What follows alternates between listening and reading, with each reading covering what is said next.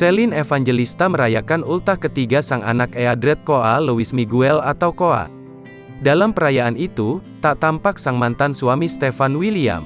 Celine Evangelista kemudian menulis pesan penting dalam unggahan di akun Instagramnya.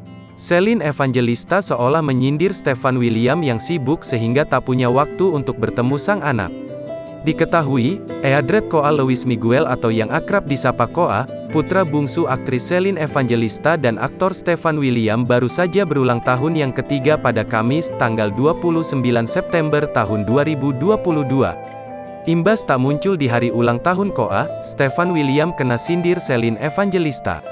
Memang diketahui Stefan William telah menutup akses komunikasinya dengan Celine Evangelista sejak beberapa bulan lalu.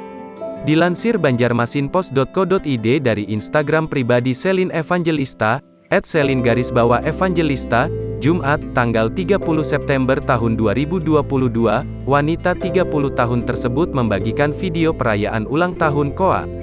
Ulang tahun putra terkecilnya tersebut diadakan di sebuah kafe yang dihadiri oleh kerabat terdekat. Ada pula Lucio Otil William, kakak kandung Koa atau putra sulung Celine dan Stefan yang menemani. Celine memberikan kue ulang tahun berwarna red velvet kemudian mengajak Koa untuk tiup lilin bersama sang kakak. Dalam caption, Celine menuliskan ucapan dan doa terbaik untuk Koa yang membuat netizen ikut terharu.